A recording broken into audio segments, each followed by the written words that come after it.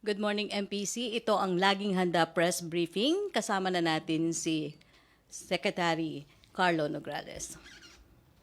Maraming salamat.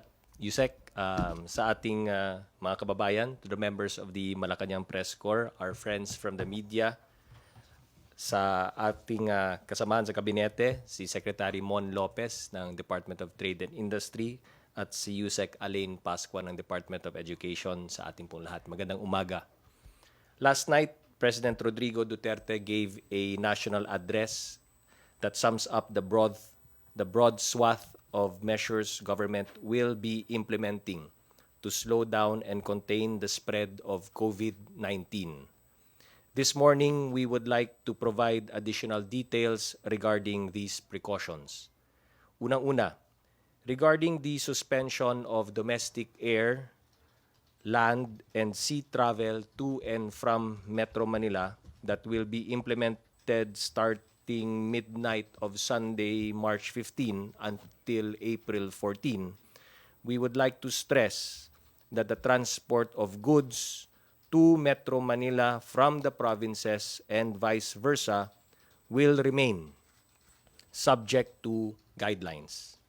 This means that residents of NCR should not worry about the supplies of produce, foods, and other goods in our markets, groceries, and retailers.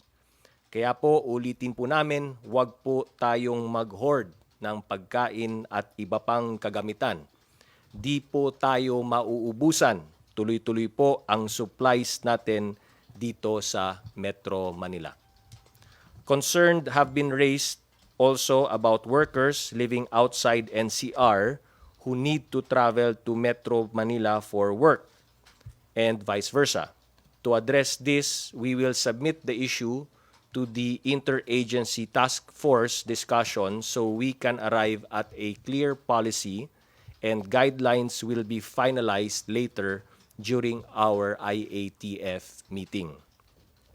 Regarding international flights from Metro Manila going to and coming from abroad will be allowed, subject to travel restrictions that are currently in place. If you are a Filipino citizen and you are coming from abroad, you will be allowed to come home, subject to strict quarantine guidelines.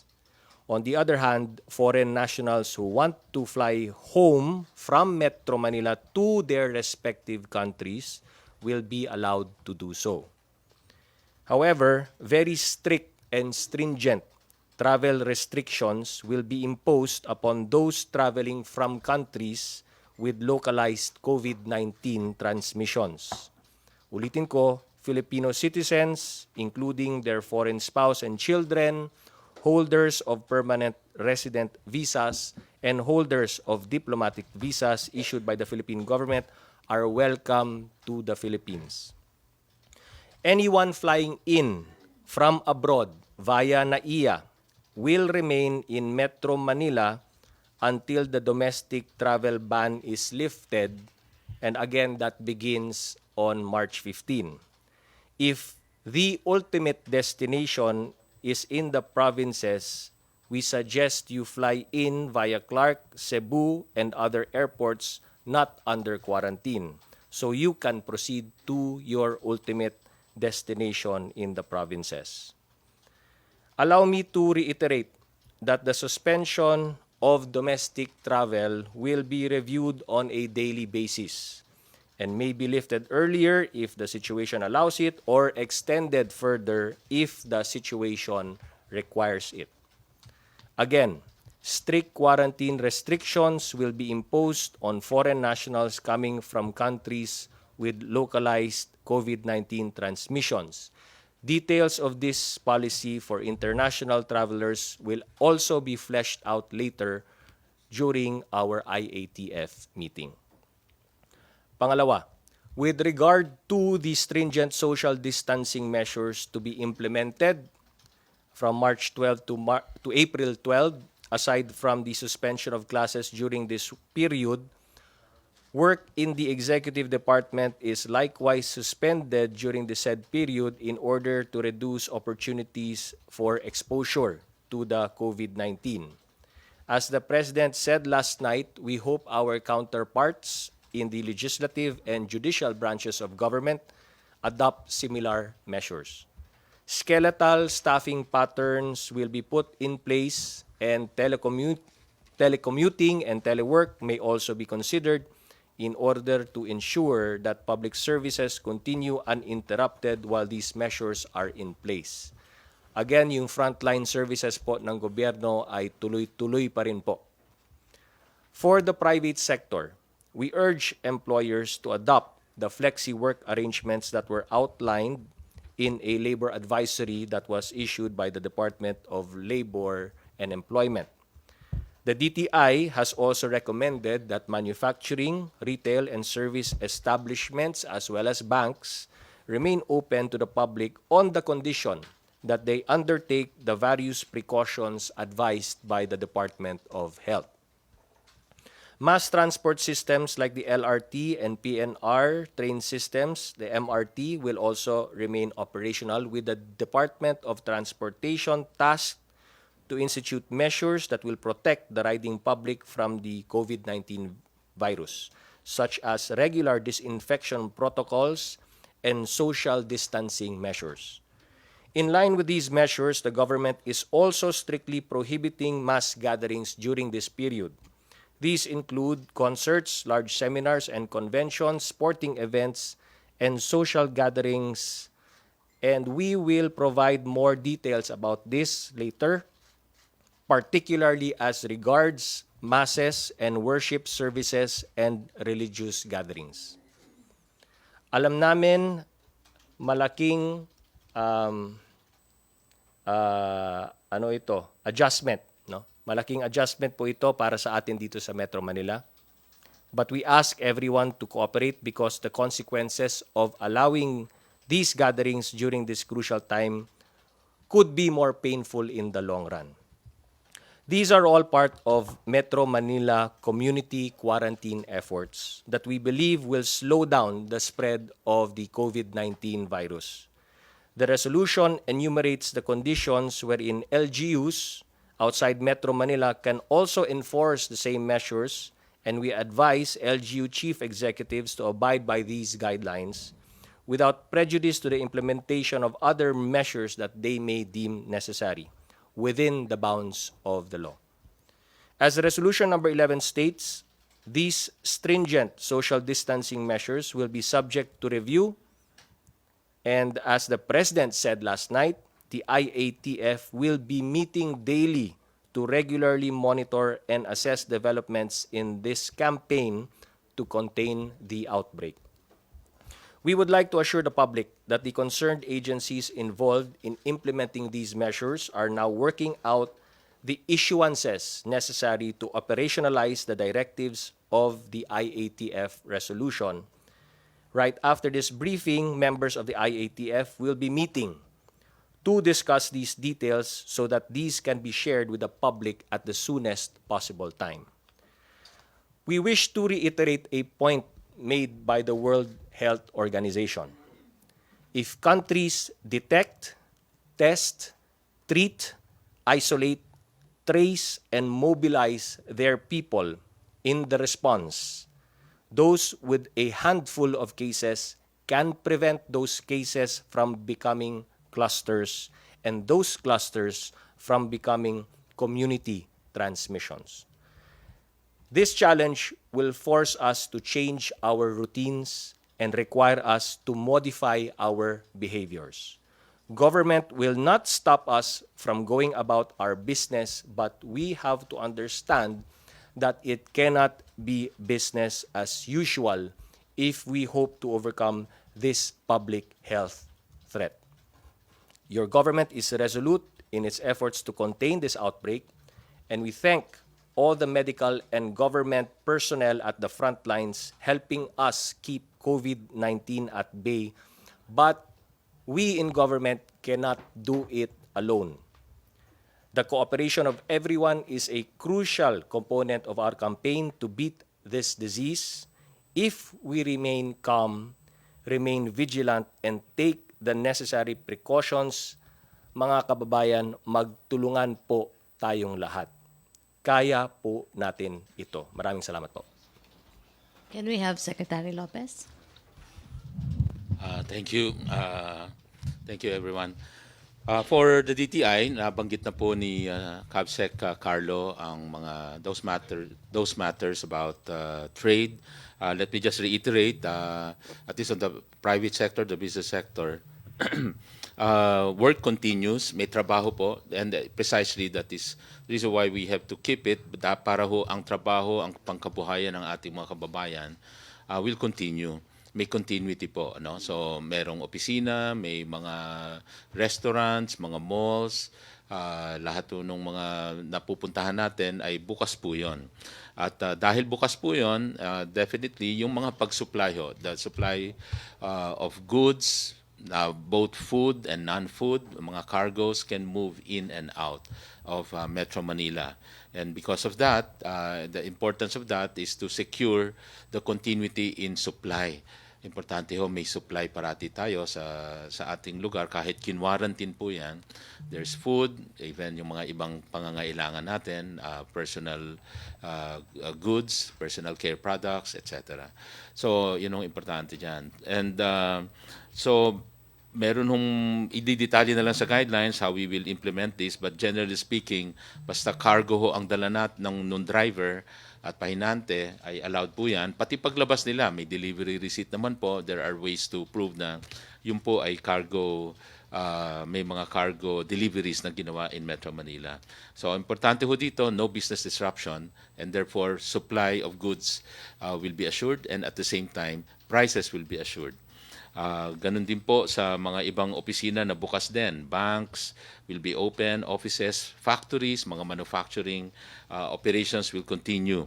Ang in-encourage na lang po would be a flexible work arrangement, especially sa offices. That doesn't mean walang trabaho yung wala sa office. Kasi nga, with the technology now, we all know, may maraming nakakatrabaho kahit mula sa bahay. At so yun ang encourage, because the bottom line is less movement of people. No? So, hindi na sila labas ng bahay, maaring kalahati o one-third, ay nagro-rotate po, pwedeng by batch ang pagroon ng skeletal force sa opisina, bawat araw or bawat linggo. Para ho talagang mabigyan ng pagkakataon lahat din dito sa scheme na to. So, pwedeng i-rotate yan, skeletal workforce, at merong work from home. Sa mga, ganun din, doon sa mga ibang offices, no? And operations. Banks will be open at saka mga stock markets, lahat po yan, tuloy-tuloy. As mentioned, cargoes, food, non-food will continue. Sa mga workers din po, marami hong katanungan dyan.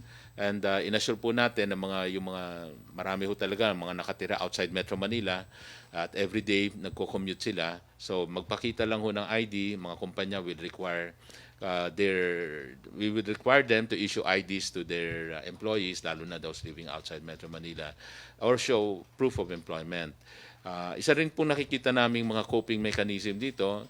I'm sure yung mga ibang kumpanya will just encourage their people, their employees to find a place muna dito sa Metro Manila. Umupa muna sila para less ang movement ng tao. Sa pag ganun paraan din, malilimitahan talaga yung pasok-labas ng mga tao dito sa Metro Manila. On the related item, sa mga produkto po, as you know, nag-declare po ng public health emergency, so immediately nagkaroon po tayo ng price freeze for 60 days. Ito po would be true for food, yung pong mga nasa SRP natin, of course, mga medicines, medical devices. So naka-price freeze po yan for 60 days. Sa DA, may mga covered na mga agriculture products na kasama dyan. Rice, corn, cooking oil, fresh, dried, and other marine products, fresh eggs, fresh pork, beef, poultry meat, sugar, tsaka mga fresh vegetables. Yung iba nga ho dito nalagay na sa under SRP. Nung dati ho tayong nagpaliwanag dito under DA. Sa DTI would be the list of those basic necessity and prime commodities that are covered by the SRP system. Ang DOH naman po, mga essential drugs. At ang under DOE, yun naman pong kanilang mga LPG and kerosene. Isa lang hong papaalala rin natin para intensify ang paghahanap sa mga nagsasamantala, mga hoarders, profiteers. Nagkaroon po tayo ng pagkikipagtulungan sa mandato na rin po ng ating Pangulo na isama ang DILG, ang PNP, Kapulisan, at ang NBI para mahanap natin, matukoy natin sino talaga yung mga negosyante na nagsasamantala, nag-iimbentaryo ng malaki hoarding sa kanilang mga warehouse. At yan po ay talagang ipapakita natin yung paghabol sa kanila. Ganun na rin ho sa mga nagbebenta online. Papahanap din po namin kayo, lalo na kung ang binibenta nyo mga medical products. At illegal po yun dahil una hindi kayo certified seller, hindi po kayo drugstore. At saka ang binibenta nyo malamang ay walang FDA seal. At kung may seal man yan, hindi natin alam kung tampered na yan at adulterated, ibig sabihin may halo na, and therefore hindi effective at fake na bale yung produkto na binibenta nyo.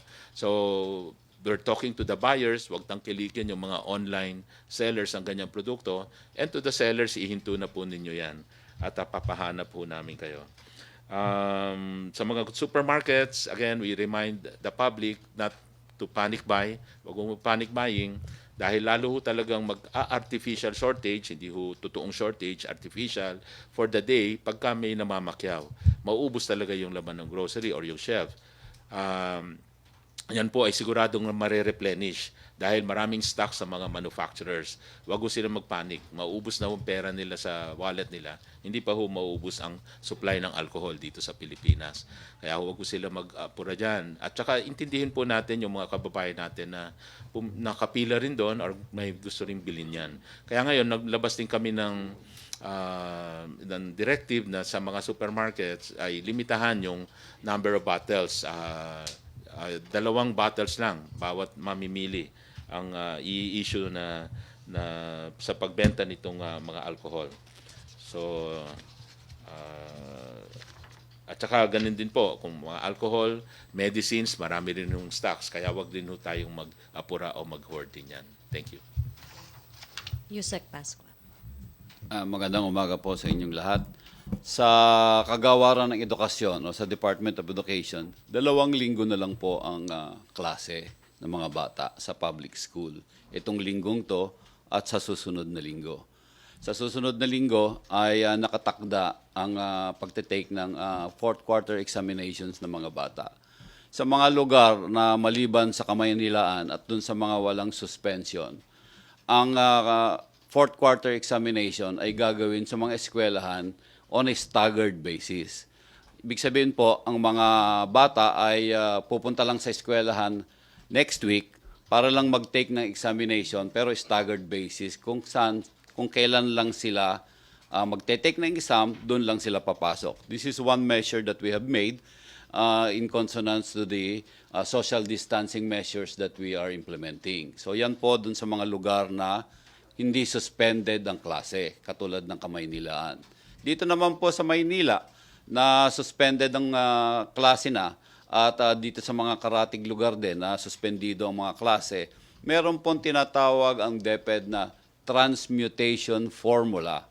Yung pong transmutation formula ay i-compute yung grado ng mga bata magmula ng 1st, 2nd at saka 3rd quarter at yung remaining standing nila less at wala doon yung 4th quarter and then we will be having yung kanilang class standing. Yan po yung transmutation formula na inaayos ngayon ng departamento. May formula po yan at yan formula na yan ay ilalabas natin sa pamamagitan ng DepEd order o kaya DepEd memorandum. Ngayon, meron mga option din po dyan na ang mga bata, kung hindi naman sila satisfied dun sa kanilang magiging grado, ay magkakaroon din po ng online examination. Isa ito sa mga gagawin ng DepEd dito sa Kamaynilaan on the assumption na ang Kamaynilaan ay mga 98 to 99% dito ang penetration ng cellphone at ang penetration ng Wi-Fi o ng internet. So we could administer online examination by introducing to our teachers and our learners yung tinatawag namin ngayong DepEd Commons. No? We have a DepEd Commons where lessons for the remaining quarter, itong last 2 weeks, ay ma-access ng mga bata at saka mga teacher.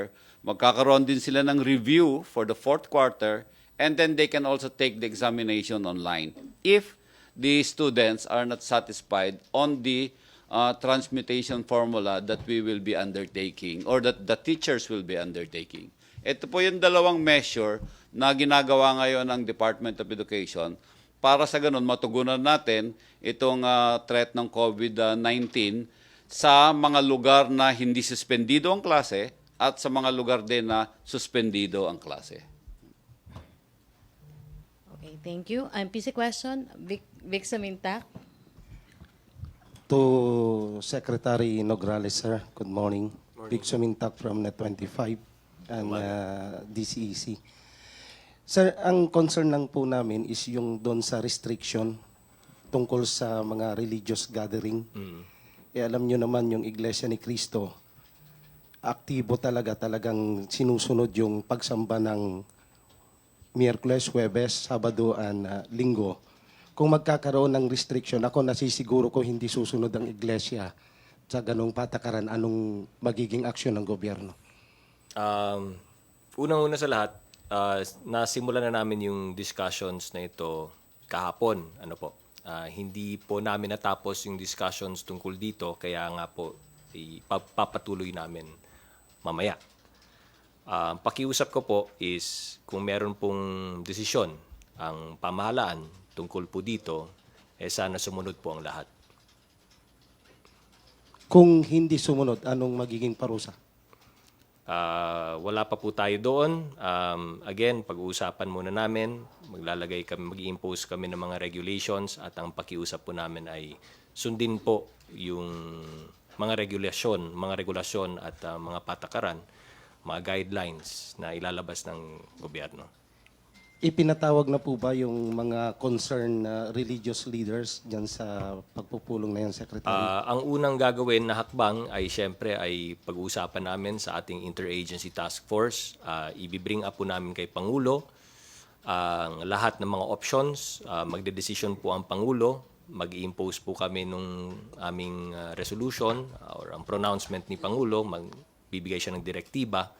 At pagkatapos po niyan, yung pakikipag-ugnayan natin sa mga stakeholders na tinatawag. Okay, Chris, Maricel, Chris, and then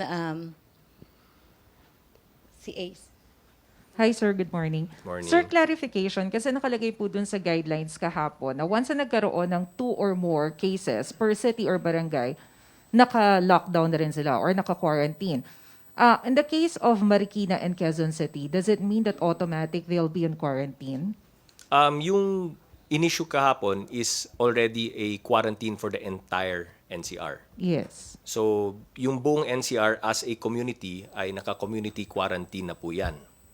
Ngayon, meron nga pong tinatawag na possibility na yung LGUs within NCR ay baka mag-impose ng kanilang sariling quarantine in their respective LGUs. Ang pakiusap po namin sa mga LGUs, and I think the Metro Manila mayors are meeting today, no? Outside of our IATF meeting, no? May sarili po silang meeting today. Ang pakiusap ko po sa mga NCR mayors, pag sila po ay nag-impose ng quarantine sa kanilang LGU, ay sana po ay makipag-ugnayan sila sa IATF. Kasi necessarily, if they impose a quarantine in their LGU, ay may implications po yan sa buong community ng NCR at maging yung enforcement na kinakailangan natin i-coordinate with the IATF, primarily with the DILG at ang ating mga kapulisan. So I think maaari naman kaming magkaroon ng kasunduan between the NCR mayors and the IATF and of course ang DILG led by Secretary Anyo. Kasi sir, I think the concern is what if yung mga residente nakatira ng Marikina and their office work nasa Quezon City, so does it mean na hindi sila pwedeng mag-transfer from one city to the other? Yun na nga po, kasi if you look at our guidelines, ang sabi nga natin, ang general rule is that no domestic land, sea, air travel. No? So let's stick with the land. Sa land travel, ang general rule is no travel to and from Metro Manila. Tapos maglalagay tayo ng exceptions. Yun ang pag-uusapan namin today. Anong exceptions? Pasyente, mga workers, government officials, sa private sector, paano natin yung exceptions doon. So lahat yan ay gagawa namin ng guidelines today. Okay. So those guidelines can also be the guidelines to be adopted by the NCR mayors if they impose their quarantine. Kailangan coordinated ang lahat. Kasi alam naman po natin, yung mga nasa Quezon City ay maaring nagtatrabaho sa Makati, sa Pasig, Yes. and so on and so forth, vice versa. So there has to be a close coordination among the LGUs of NCR. But ang guideline or ang direktiba lang ni Pangulo, as a community, NCR is on community quarantine. Sir, you mentioned about the patients. So kasama sila doon sa mga exemptions, especially yung mga galing sa provinces na, for example, nagpapadialysis dito sa Metro Manila. So ano lang yung mga proof na kailangan nilang apakita? Yun din po ang pag-uusapan namin, yung paano yung exceptions at sino exempted in terms of patients, no? At anong mga conditions for them to fall under the exemptions kasi as much as possible, kung kaya naman nilang magpagamot dun sa kanilang probinsya at meron naman facilities, we will try to limit them sa kanilang probinsya. Pero kung talagang yung special care ay nandito lamang sa Metro Manila, then they will fall under the exemptions to the rule. Thank you, sir. Secretary Lopez, yun sa social distancing po, how can we prevent that, especially now na, yun nga, yung iba kasi medyo nagpa-panic buying sa mga supermarket. Will there also be a limit dun sa dami ng mga tao na papapasukin natin sa mga grocery stores? Oo, tama yun. Kahapon nga ho, pinag-uusapan namin yung in a way, mechanism yan. And in principle, if you will allow social distancing as a principle, any establishment, at alam niya yung square meter ng kanyang lugar, ma-estimate naman nila ilan ang tao dapat sa loob na yon at any given point in time, maximum number. So that pag na-determine nila yon, let's say sa lugar na to, maaaring sabihin natin 25 lang dapat ang tao dito at any given point in time.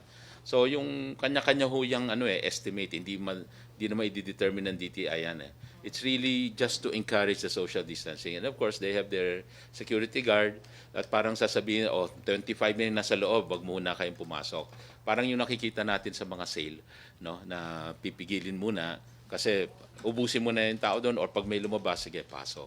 So ganun ho yung ilalagay natin sa guidelines. But in principle, ganun ho, that is the only way we can encourage and adopt yung social distancing. Thank you, sir. Okay, Chris? For Yusek Pasco, sir. Sir, regarding din po sa social distancing, malapit na po yung graduation rites. Meron po ba kayong order dito? Yung mga graduation rites saka moving up ceremonies ay in-schedule na namin yan ng April 13 to 17. Sabihin mga isang buwan pa ngayon. Tatamaan yan ngayon nung 1 month na community quarantine natin dito sa Metro Manila.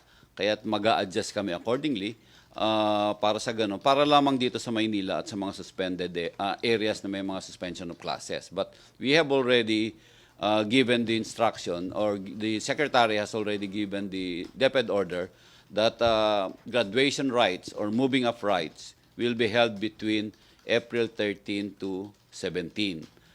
Ito ay may implement natin outside of Metro Manila. Pero dito sa mga lugar naman na merong suspension, meron quarantine o may community quarantine, i-adjust lang namin ito accordingly. And then every school can have its own ceremony or its own what we call graduation or moving up ceremony in accordance to the framework of social distancing. No? Kaya sila mismo yun mag-i-implement niyan. Then again, ito ay ang assumption dito, ginagawa ito o ini-schedule ito dahil sa kasalukuyang kalagayan. Kung may mangyayari ulit na development, mag-a-adjust na naman kami accordingly. For Cabsec Nograles. Sir, yung sa social distancing ulit, hindi naman po lahat sumasakay ng MRT, PNR, and LRT. Karamihan po ng masa ay sumasakay ng jeep. Paano po yung process nun? Yung DOTR po yung mag-i-issue ng guidelines tungkol dito. Nung kahapon kasi, yung napag-usapan lang po namin was the MRT, LRT, no? And PNR. Yung naubusan na rin kami ng oras to discuss yung other public utility vehicles. Kaya ito po yung i-continue namin today. Dahil nga sa dami ng pinag-uusapan kahapon. So today po yung hopefully mafa-finalize ng DOTR yung kanilang proposed guidelines na aming ipepresent kay Pangulong Duterte. Kasi sir, ang concern ng mga jeepney drivers, yung boundary na binibigay nila sa mga operators nila. Paano po kaya yun? Isa rin yan sa mga issues and concerns na pag-uusapan natin, of course kasama ang Department of Labor and Employment.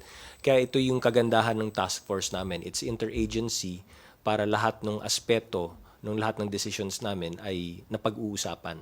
At ang directive nga rin ni Pangulo is to expand already the membership ng IATF para yung ibang mga members ng gabinete ay pwede rin na rin isama dito sa mga pag-uusapan. Thank you po. Okay. AC, then Julie and Ian.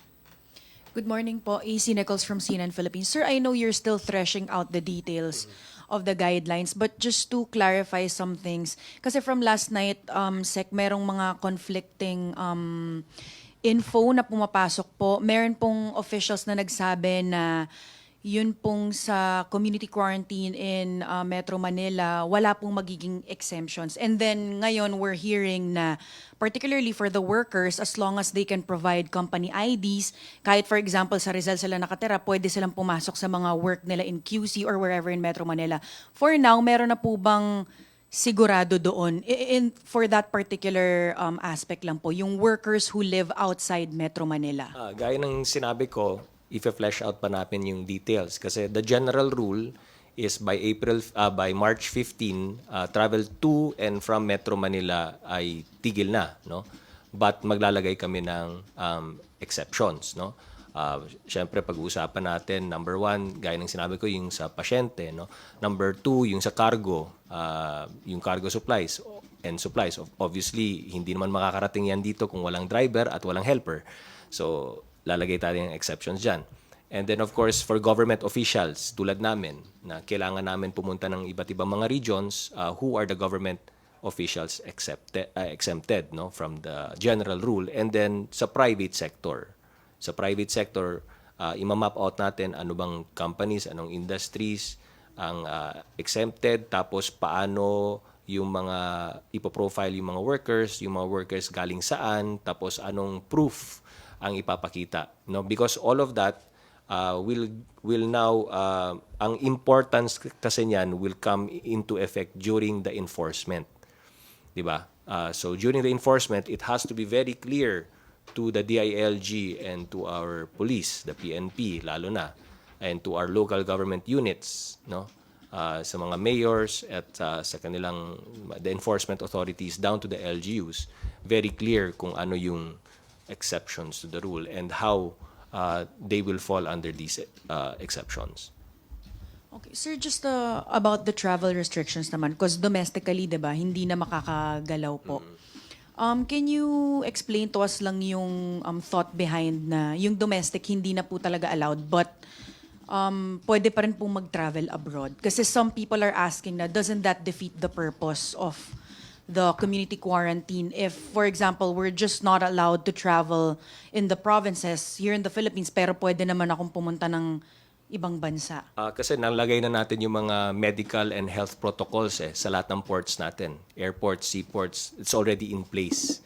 So, isistriktuhan pa natin yung mga protocols na yan. So, because the mechanism is in place, yung travel to and from, yung abroad, nandun na, nakaset up na kasi yung mga protocol. So, parang yun yung thought process dun. And we're very strict, no? And we'll even become even more stricter. Lalong-lalo na kung mula sa mga countries that have positive transmission ng COVID-19. Lalo pa namin sistriktuhan yung quarantine and safety and health protocols dun sa airports and seaports po natin. Going to and from yung sa abroad. Okay, question lang muna sa AP kay Jim. Can you elaborate on the entry restrictions to be imposed on foreign travelers coming from countries with local transmission? Meron po tayong bine-benchmark. So the Department of Foreign Affairs is benchmarking with other countries. So other countries have been already imposing mga strict travel restrictions and quarantine restrictions. So ito yung benchmark natin. No? Anong ginagawa ng ibang bansa? when it comes to foreign travelers. So yun yung benchmarking process na gagawin ng DFA and then they will present to us later. What if daw po nag-insist yung foreigners na lumipad pa rin dito? Well, if they fly here, may strict quarantine tayo sa kanila, number one. And number two, hindi rin sila they will be in Metro Manila. Hindi sila maka-travel domestically. Though they'll be here in Metro Manila, ika-quarantine natin sila. Hanggang dito lang sila, hindi rin sila makapunta sa mga probinsya. At ang other way out nila is foreign travel out. Okay. Pero kung hindi daw po infected, pwede pa rin papasokin na unsafe naman. May triage kasi yung DOH, di ba? May matrix sila na pagkaling sa ganitong bansa na may local transmission, may symptoms, dito pupunta. Walang symptoms, dito pupunta. Mag self-quarantine. So meron ng outlined and very detailed matrix at step-by-step process na sinusunod ang DOH and being implemented strictly by the Bureau of Immigration. Okay, thank you. Julie, Ian, Pia, and then Rosalie. Then.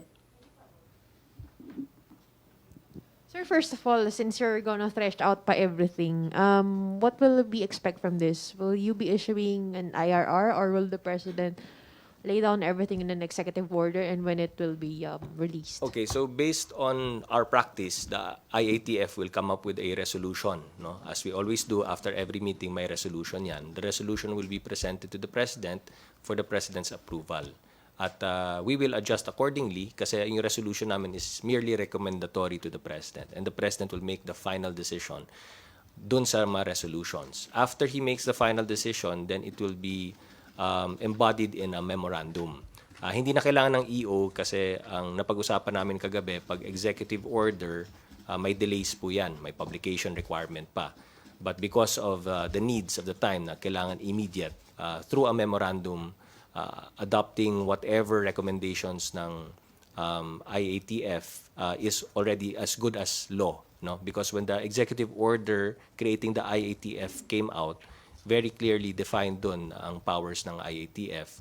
And yung adoption ng President through a memorandum is enough to have the force and effect of a law. So the memorandum will contain everything, Yes. not the nitty-gritty. Okay. Yeah, so yung ilalabas namin mamaya is a memorandum. Mamaya, sir.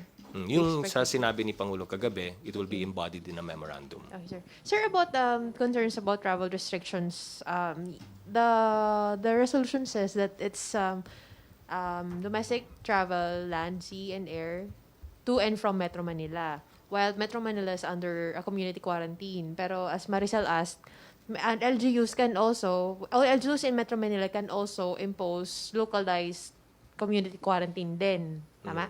Yes, basta in coordination with the IATF kasi kami rin na mag-enforce together with the LGU. So mas maganda may coordination kami. So yung intercity travel for now in Metro Manila will be allowed as long as wala pang LGUs in Metro Manila who will declare a community quarantine in their areas, correct? Yes, because we are community quarantine as the NCR being one whole community.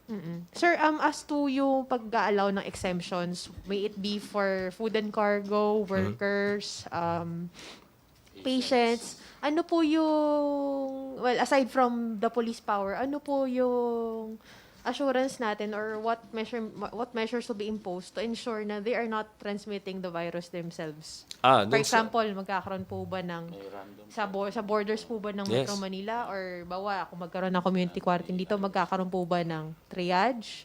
Mag-i-inspect po ba sila for symptoms, temperature? Kasi being allowed to go back to work to Metro Manila is one thing, pero there's also the risk that they might be carrying the virus outside or inside of Metro Manila. Doon papasok yung inputs ng Department of Health. Ano po yung mga precautions na gagawin natin for travelers, di ba? So, off the top of my head, syempre yung thermal scanner is one, no? And then titingnan yung kalagayan kung may simptomas. But the more detailed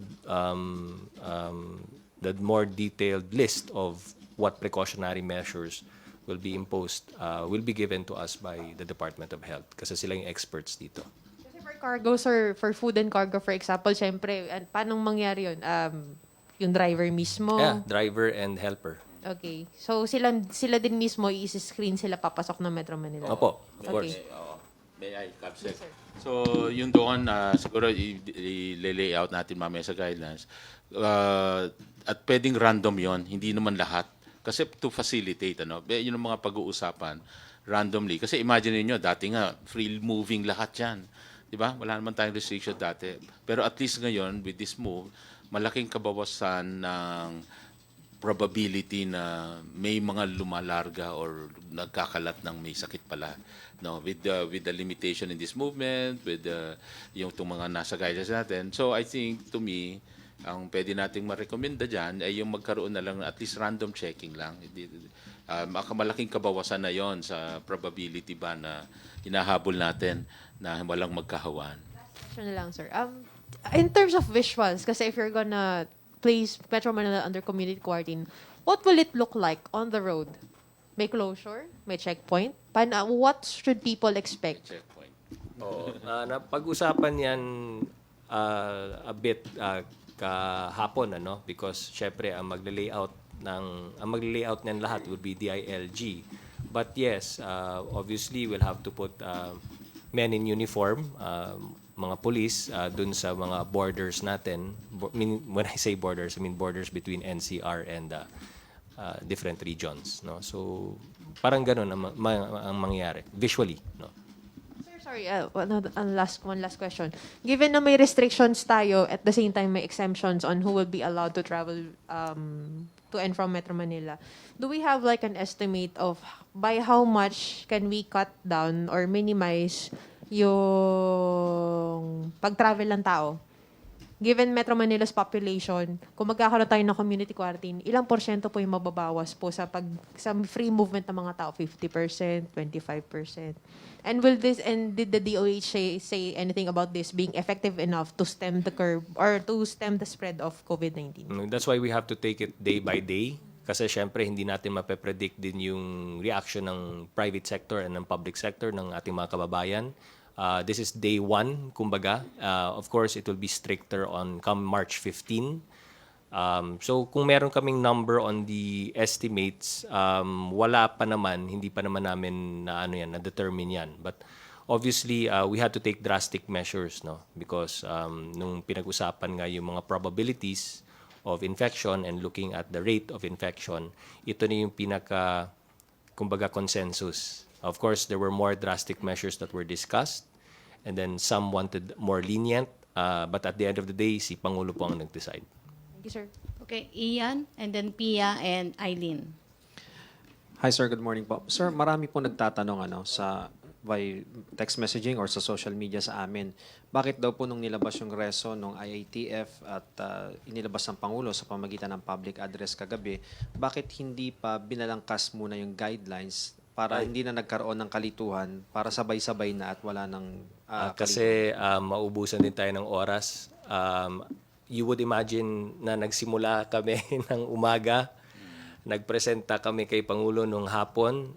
Dun sa pagpresenta namin kay Pangulo ay mahabang rin yun, discussions din.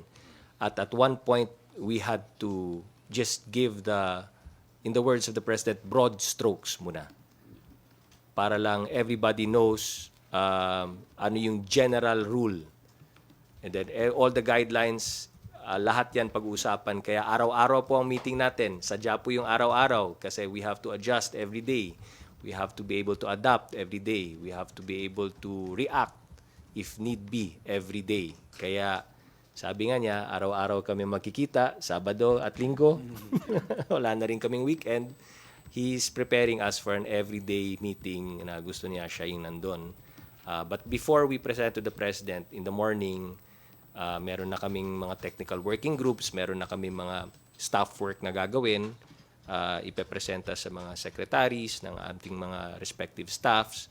We will present it to the big group and then pag-usapan, and then we'll come up with a resolution, and then we'll present to the President, and the President will make the decision. So ganun, araw-araw, parang ganun ang magiging pattern po natin.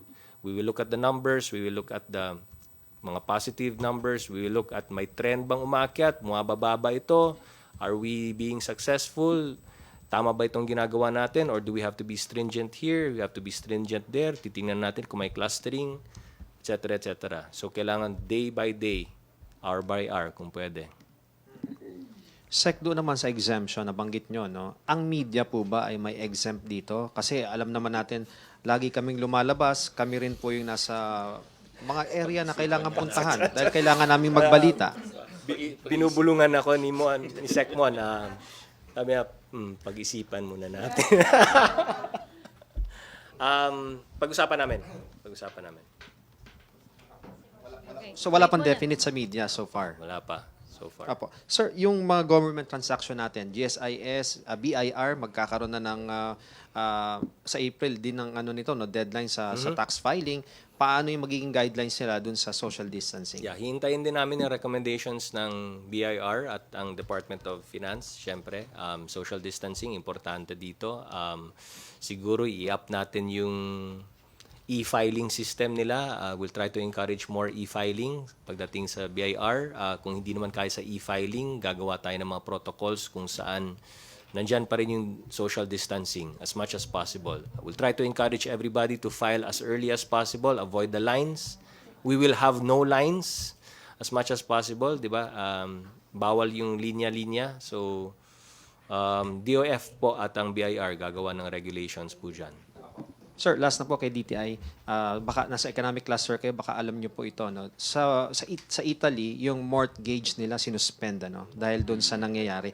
Is the government also keen na gawin ito sa Pilipinas? Oo, na so, suspend muna yung mga pagbabayad? Meron tayong listahan ng mga posibleng support sa mga kumpanya, but we will have to discuss it with the mga regulatory agencies up to what point we can really require. But of course, we will parang moral suasion dito sa mga private companies, the banks, for example, na luwagan yung, let's say, amortization. Kanila naman galing na, sige, yung 1 month ngayon, like April, March, April, pwede nating i-slide. No? May mga ganyang paraan or bawasan ng interest, cost, i-discount natin yan. In fact, may panawagan din kami sa mga malls.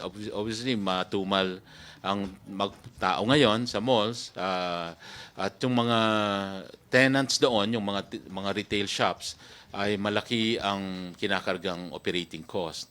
So pagdating dyan, nakikiusap kami sa mga malls na alam naman natin malalaki naman ang kita nila, na sana bigyan nilang discount or reprieve yung mga tenants nila dahil mahal ang binabayad ng mga renta ng mga to. At kumbaga sa kita ng mall, mas napakalaki naman versus sa kinikita ng bawat SME or bawat tenant. No? So may mga ganito rin na manggagaling sa private sector yung pagpapaluwag para dun sa mga negosyo nila.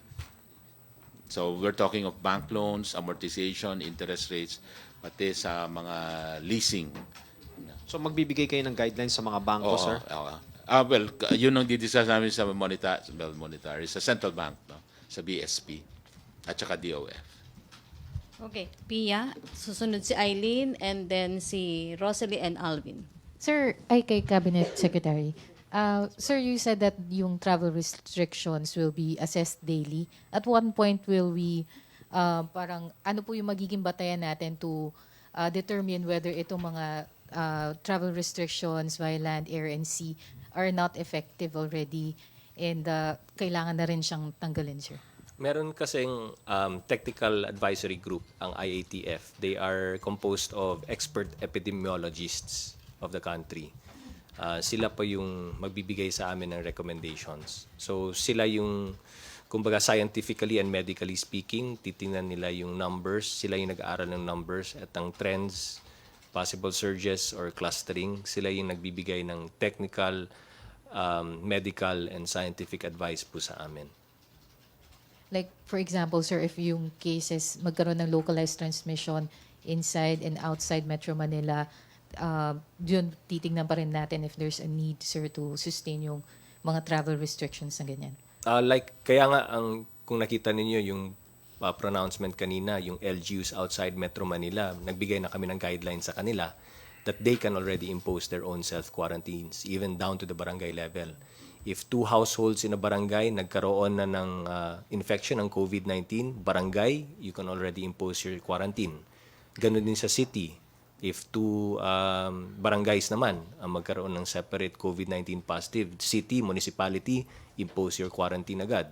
And then the province, ganun din. Kung dalawang component cities or municipalities magkaroon ng dalawang positive, impose agad. So ito yung guidelines na ginagawa natin para may self-defense mechanism agad yung mga LGUs. At pag nag-impose na sila, they can already declare a state of calamity and they can already use their quick response fund. Kailangan mabilis ang action dito, hindi pwede pabagal-bagal.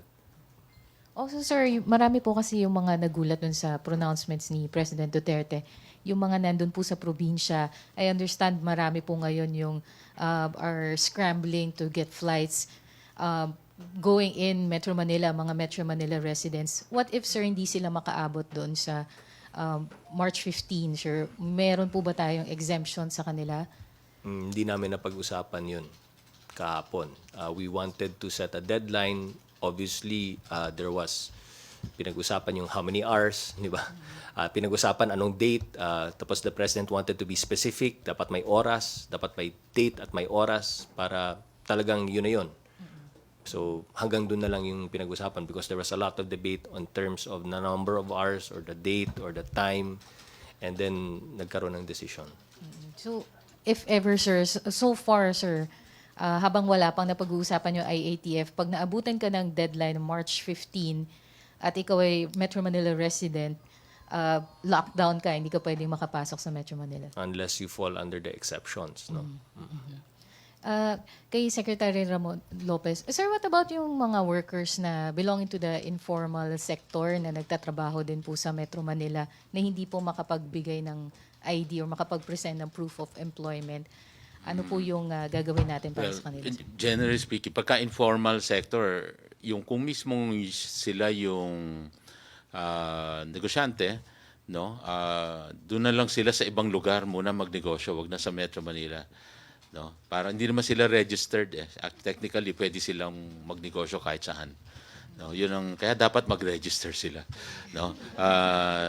Tapos ganun na rin doon sa workers na yon. Kasi importante may ID eh. The limit talaga natin yung movement anyway 1 month. So i-encourage na lang natin silang either mag-register sila or doon sila sa lugar kung saan sila nanggagaling. Huwag na pumasok sa Metro Manila because yung general principle po, tulad na sabi ni Capsec, talagang ma-minimize yung movement.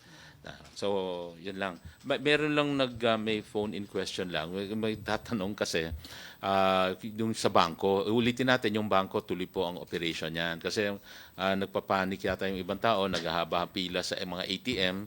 So, may replenishment po yan. Huwag sila mag-alala, hindi maubusan ng pera mga bangko at i-replenish po yan. Normal operations po tayo sa bangko, sa mga ibang mga business establishments. Sir, also nabanggit nyo rin po sa mga workers outside Metro Manila, suggestion nyo po sa kanila, mangupahan na lang po dito sa Metro Manila in the meantime. May tulong po ba tayo ibibigay sa kanila kasi not all can afford? Hindi naman po. Actually, ito naman ho ang mga pwedeng gawin ng kanilang mga employer na silang ang kusa nila na mag-upa lang ng mga kwarto dyan na sagot na nila bed spacing. Hindi naman ganun kalalaki but kung gusto nilang matulungan yung mga nagtatrabaho para sa kanila, mga suggestions lang ito na mga pwede nilang gawin.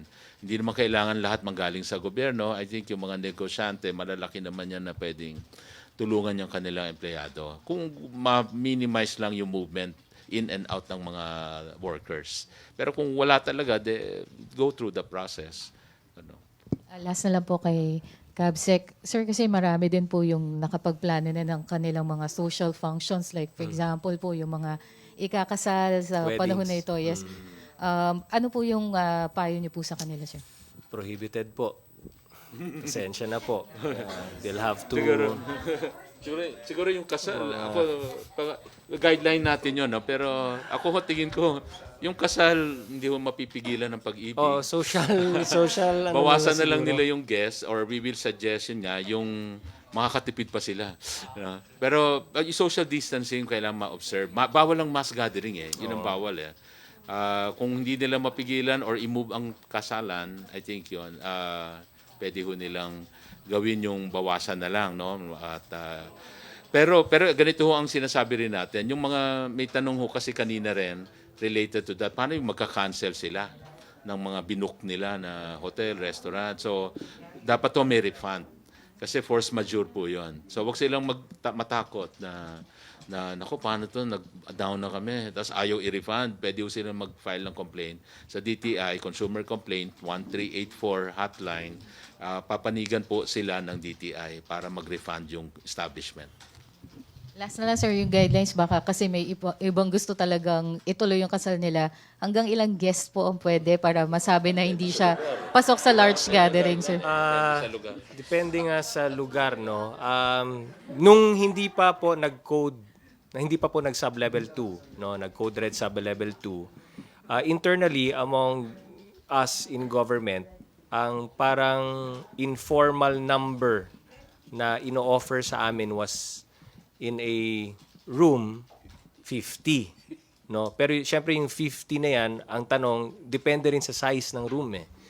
Ang social distancing kasi po talaga is really kasi wala naman tayong lahat may mga rulers, no. So siguro arm's length ang sinasabi namin lagi. Arm's length ang distancing ng bawat isa. Syempre sa wedding, ang daming di ba? Paano magkikiss ang couple? Paano yung paano yung distansya ng couple? Ang daming adjustments na kailangan gawin. That's why hindi pa namin talaga masinsinang pinag-usapan ang wedding per se. Doon pa kami sa general mass gathering. Pero syempre pag kinausap mo yung mga doktor, mga epidemiologists, alam mo, napaka-stricto ng mga yan. Pag sinabi prohibited talaga gusto nila. So ito nga yung struggle natin, no? But this is reality. The reality of life. Kaya nga ang panawagan namin ni Secmon at ni Yusek Alin, alam natin na timeless at boundless naman ang pag-ibig. What is 1 month postponement for love? Thank you, sir. Thank you. Eileen, wait mo na, si Rosalie, and then Alvin. To Sec Nograles po. Love na naman. Sir, i-simplify ko lang yung tanong dun kasi may nag-aabang na galing sa ibang bansa. Filipino, pero doon sa bansang pinanggalingan niya, meron ng record ng local. Opo.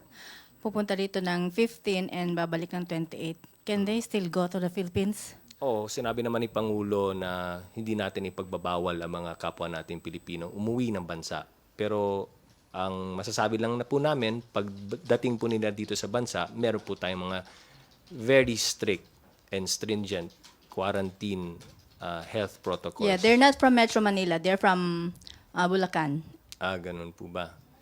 Meron, ganun pa man, Hindi pwede. pagdating nila dito, they'll have to undergo all of these very strict quarantine measures. So ang tanong mo ba ay makakapunta ba sila ng Bulacan? Makakapunta ba sila ng Bulacan? Because within the span, yung holiday nila is until March 28. So, yung 14 days quarantine, if ever, hindi na sila makakapunta doon, sir. Oo. Pwede By silang Clark. Clark. Pwede silang mag-Clark na lang. Mag-fly na lang. Oo, Clark. Pero syempre, pagdating nila ng Clark, nandyan pa rin yung mga protocols, ha?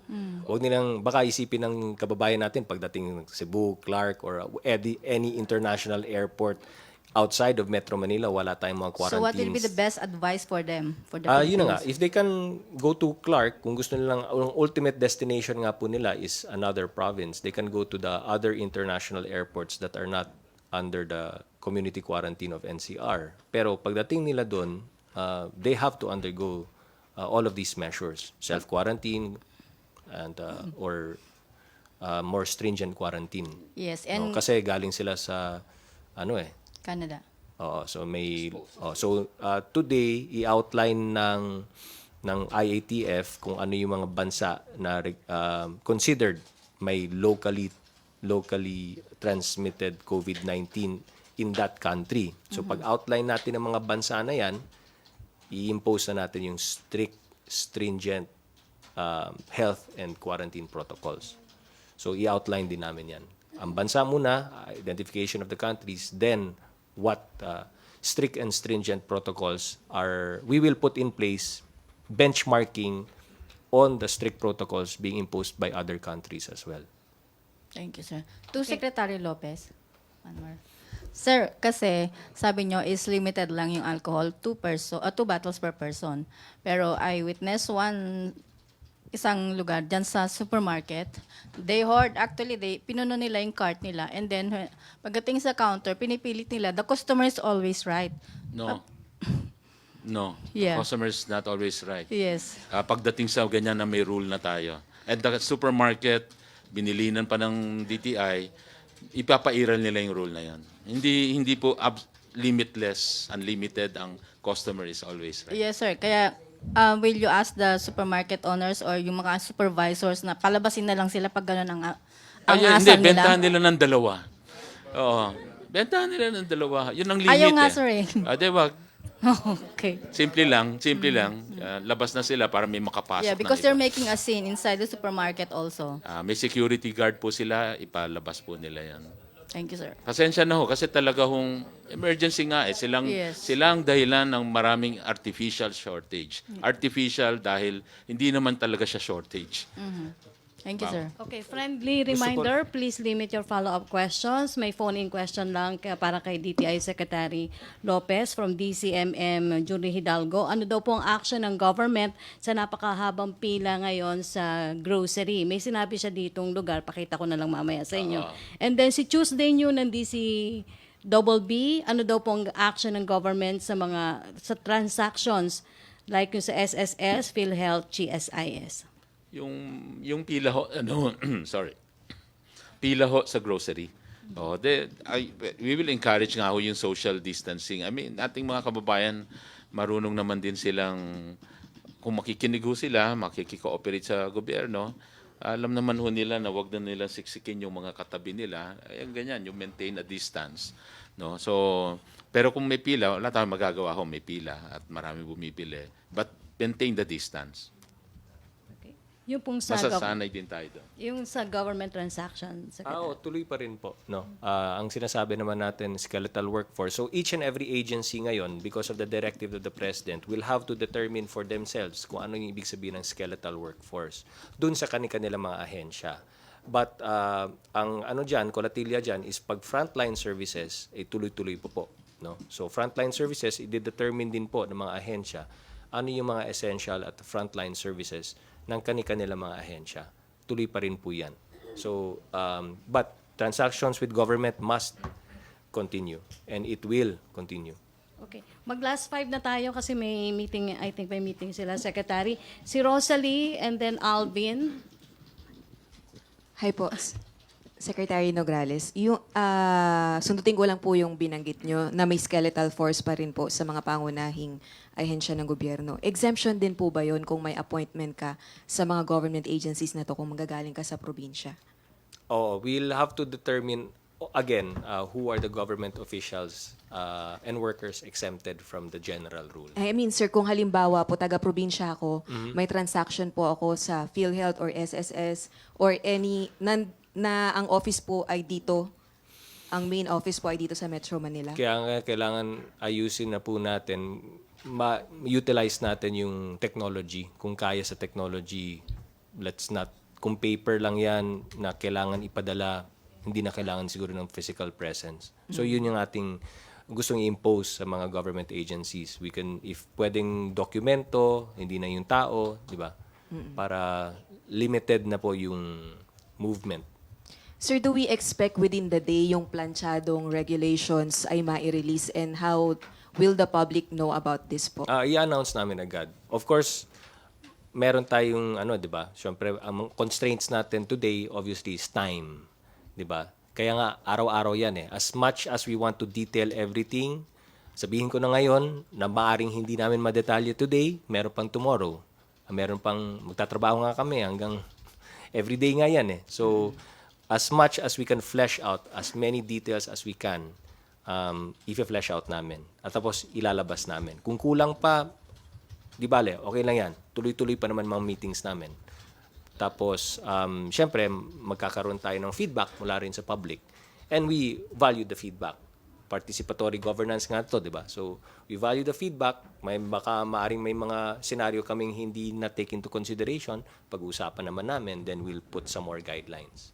Okay, thank you, sir. Yung sa amin ho doon, like on the part of the business, yung mga sasama ho sa guidelines, parang living document to nakikita natin to. It's a working document na pag meron tayong maagrihan ngayon, ito ang palisiya, but we will still subject it to the stakeholders, then we can improve on it. So that is how we will operate ho dito. Dahil kung bibigyan nyo kami sa araw, hindi ho magiging perfect yan.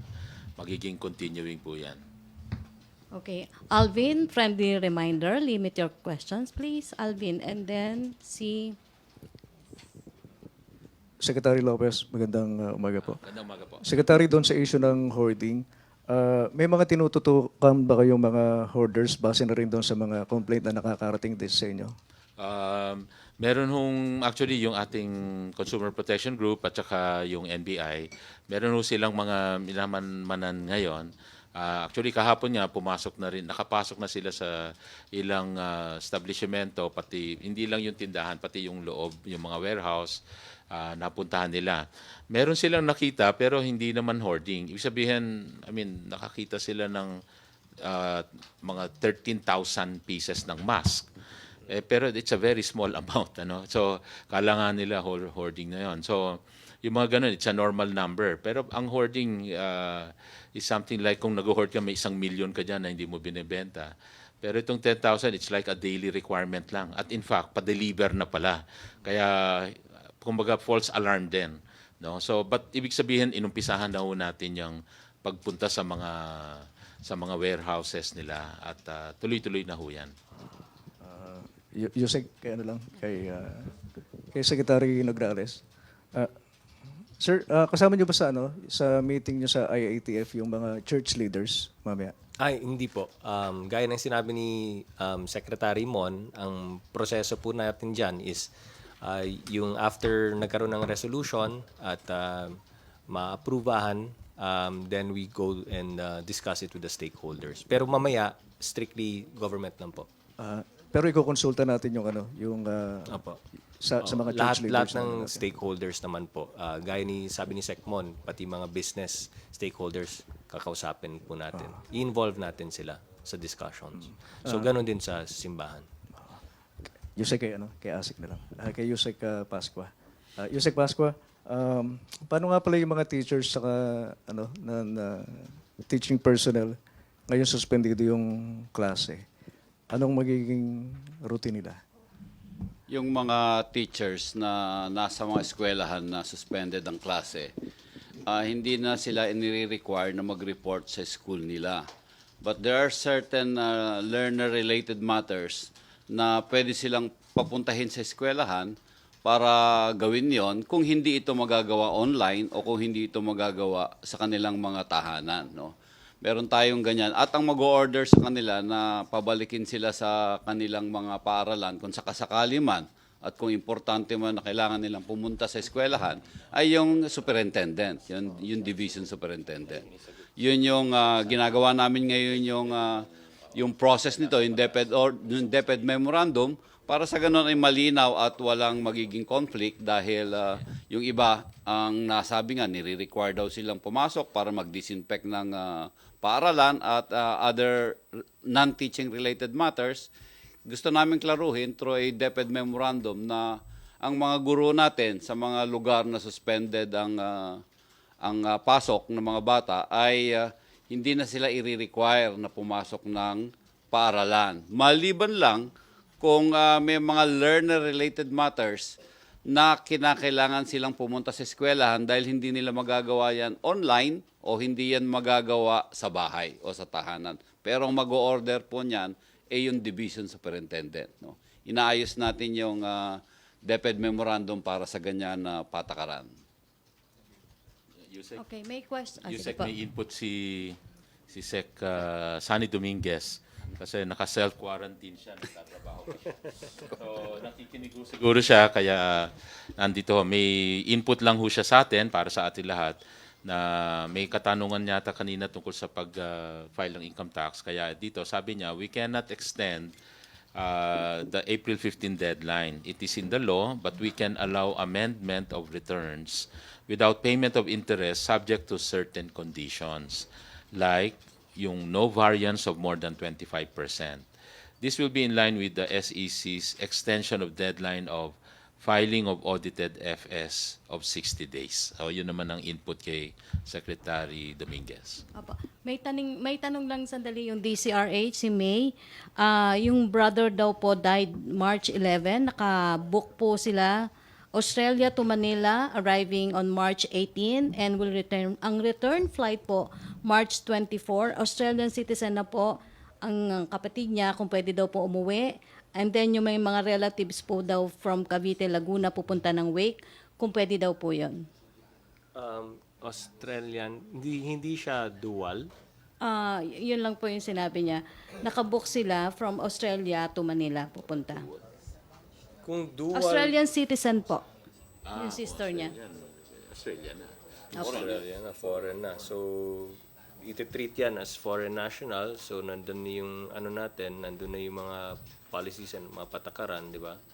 In terms of quarantine, cannot travel outside of Metro Manila if it's not, So, yun nga, ang encouragement nga natin, if ganon, maybe they should go to another airport, international airport na wala sa NCR. Okay, thank you. Last four. Good morning po. Cabsec Margo from Sunshine Media. Hingi lang ako ng reaction doon sa statement ni SP Soto na itong lockdown is a case of overreaction. Ay, hindi po to lockdown. It's community quarantine. At i-define namin mamaya sa Interagency Task Force meeting kung ano yung mga yung definition ng quarantine, anong do's and don'ts ng quarantine, anong implications ng quarantine. This is not a lockdown kasi iba yung connotation ng lockdown eh. Pag sinasabi mo lockdown, ang daming interpretation eh. Hindi naman siya a technical meaning. But if you say quarantine, may technical medical meaning po yan. And that's why we avoided using the word lockdown. Kasi ang imagination ng iba, pag lockdown, wala nang cargo, wala nang papasok na food supplies. Kaya na nagpapanik.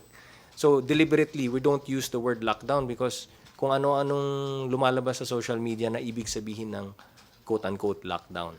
So perhaps with all due respect to Senator and Senate President Soto, baka kasi yung ibig niya sabihin ng lockdown is yung connotation nga na yun na wala na, cut off na yung food supplies natin, et cetera, sarado na lahat, no?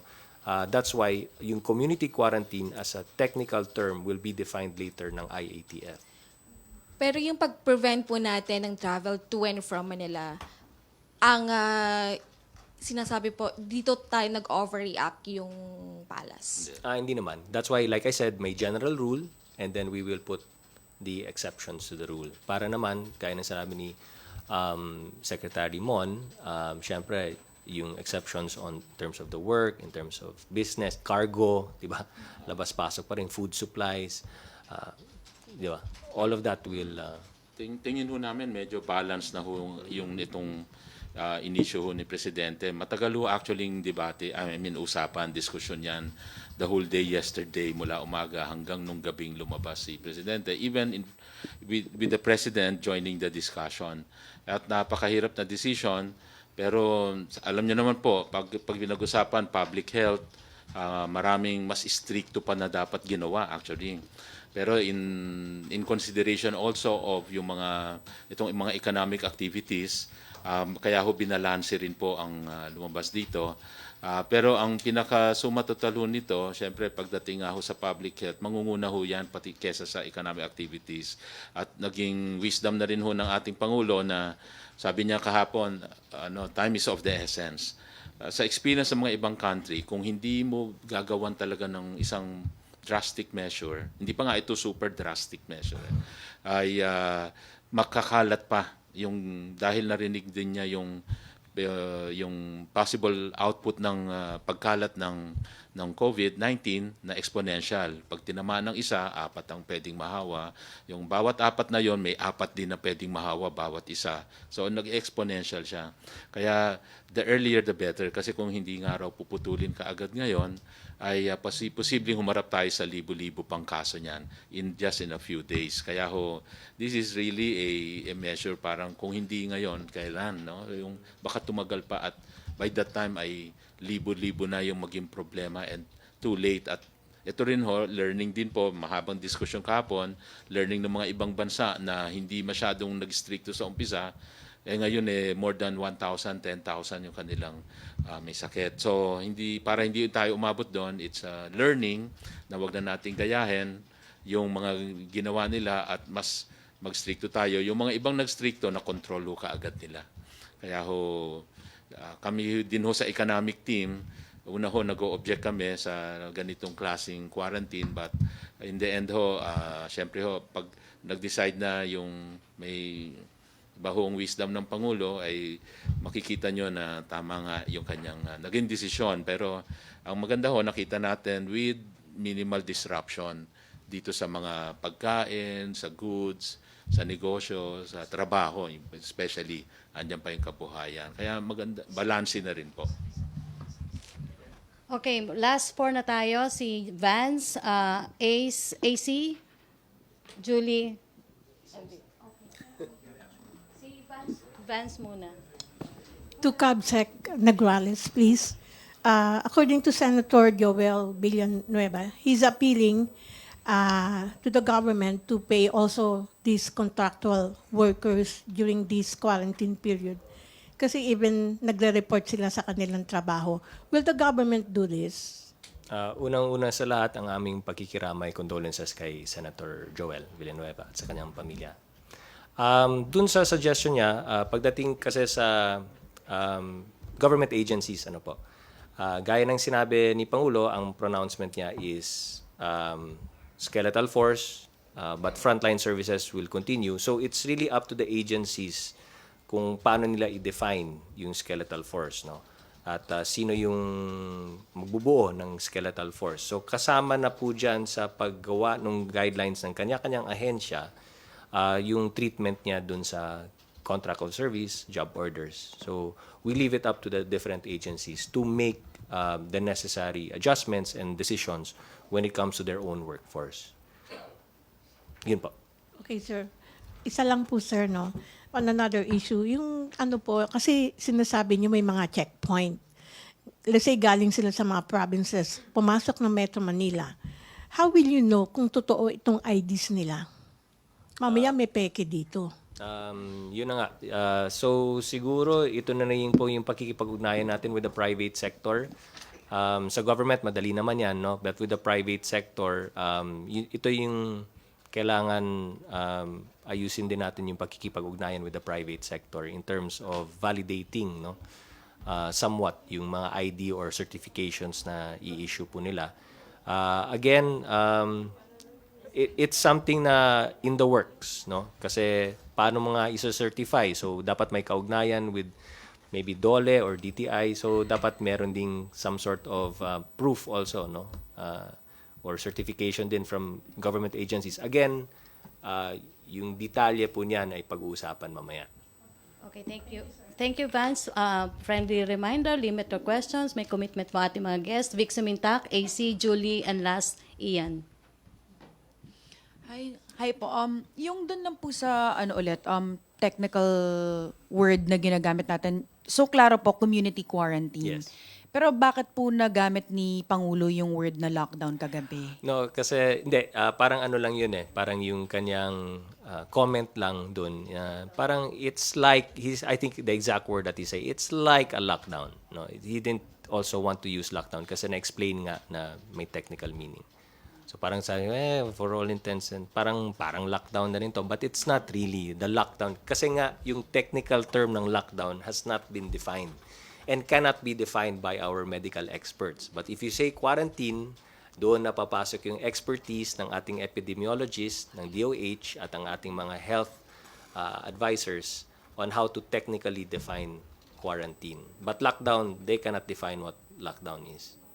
In terms of the info dissemination lang, medyo magiging madugo po siguro ito kasi you mentioned every day. Opo. There can be changes in the guidelines. Parang even if you come up with one today, that doesn't mean na it will be yung i-apply natin for the rest of the month. That's why So, importante ano pong- po ang media.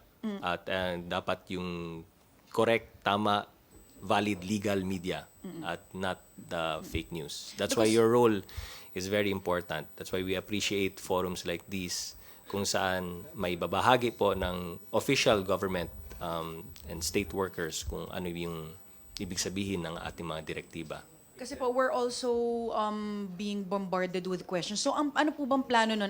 Every after ng IATF meetings po kaya, can we expect briefings from the IATF?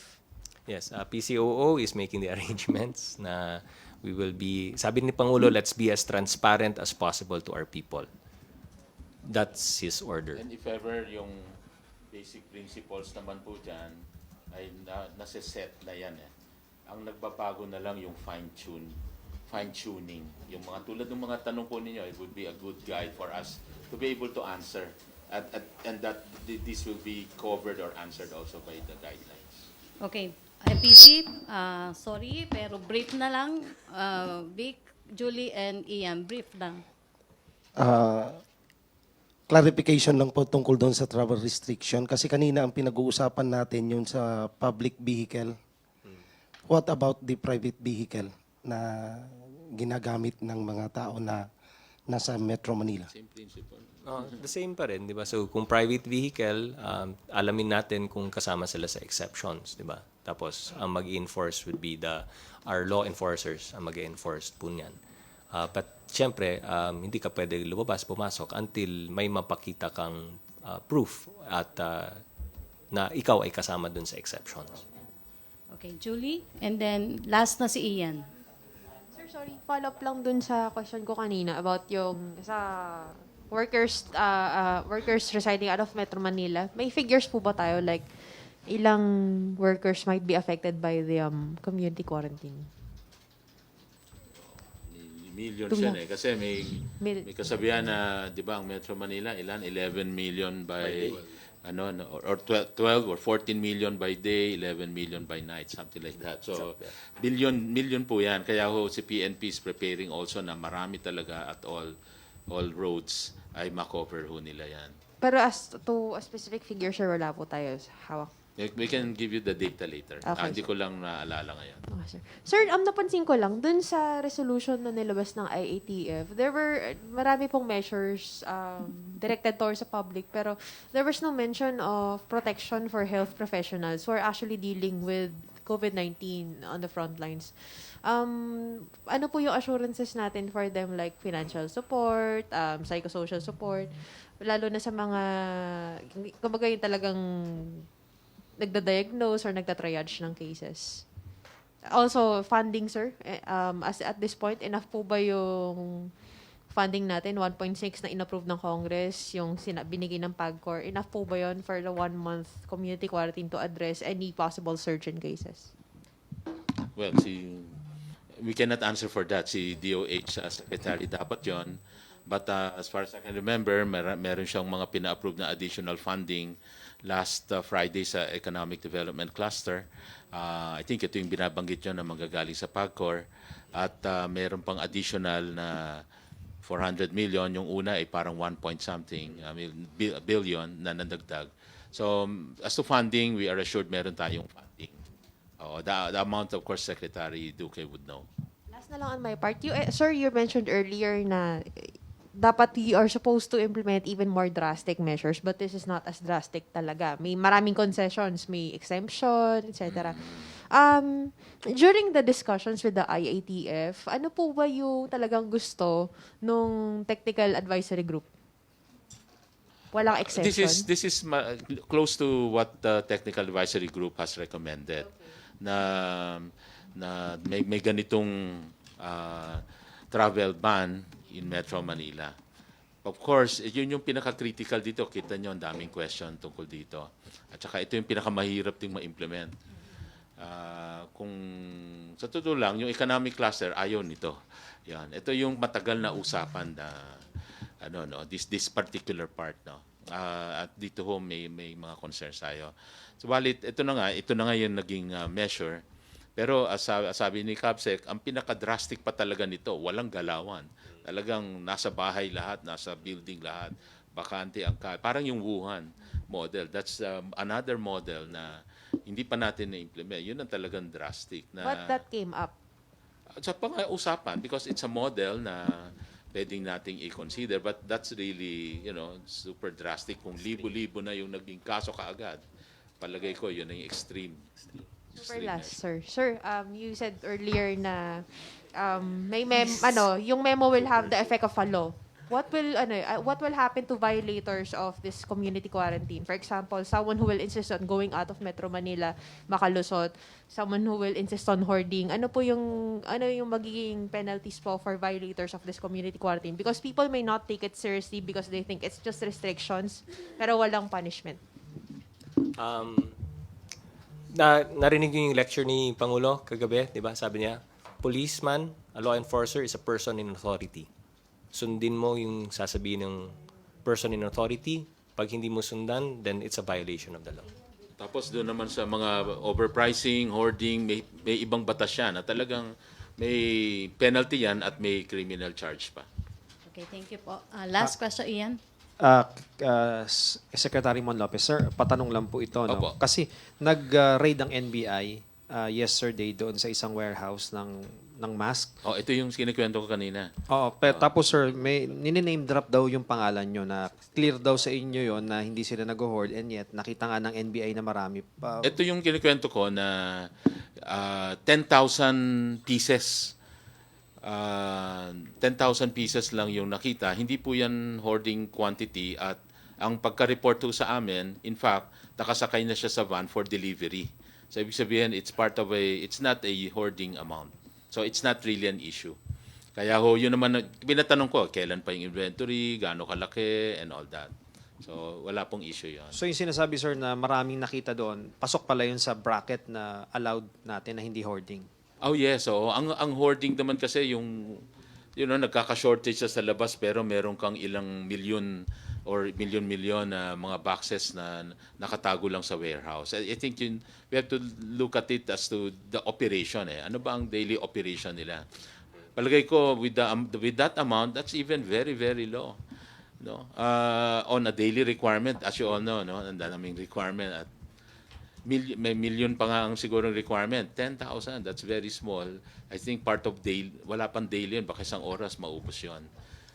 Okay, So bawat imagine 2,000 more than 2,000 ang number of branches ng isang company pa lang, drugstore, maybe another 3,000.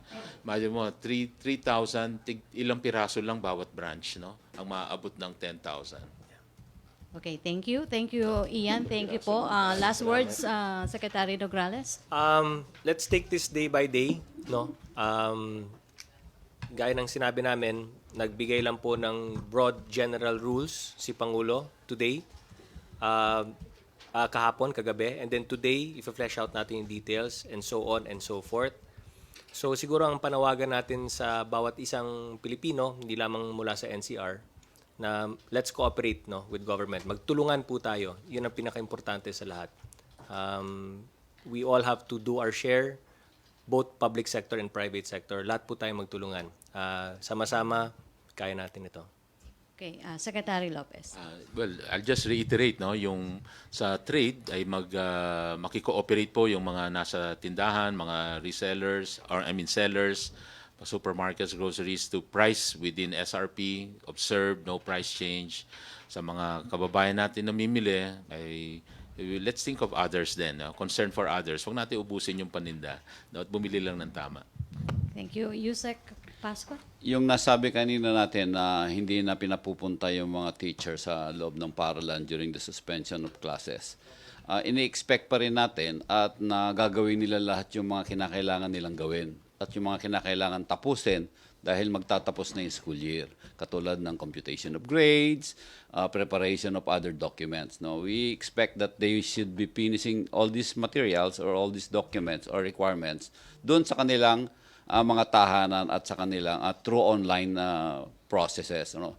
At gusto rin ng Department of Education, ang Kagawaran ng Edukasyon, na bigyan ng assurance yung mga delegado ng National Schools Press Conference at saka yung mga National Festival of Talents na nasa Isabela pa at saka nasa Cagayan pa, na inaayos na ng Kagawaran yung mga kinakailangang mga proseso at mga pangangailangan nila para makaalis sila sa Metro Manila bago mag-start ang community quarantine ng NCR sa March 15. No? Inaayos na natin lahat yan at lahat ng ahensya ay nakikipagtulungan para sa ganon ay yung mga taga-Visayas at saka mga taga-Mindanao ay makalipad o maka-travel ng husto before the imposition of travel restrictions. Okay, thank you, Yusek Pascua. Thank you, Secretary Nograles, Secretary Lopez. Thank you, ASEC Queenie Rodolfo, ASEC Bam Garcia, Director Pebbles Duque. Back to main studio sa Radyo Pilipinas and People's Television Network. Kasalukuyan natin kinaharap ang COVID-19. Ngunit tulad ng SARS, 17 taon nang nakalilipas, atin ring itong lalabanan. Bawat isa ay malaki ang maitutulong sa pamamagitan ng regular na paghuhugas ng kamay, tamang paraan ng pag-ubo, pagpapanatili ng 1 metrong distansya sa mga may sintomas, at pagsusuot ng face mask kung ikaw ay may sakit. Todo laban kontra COVID-19.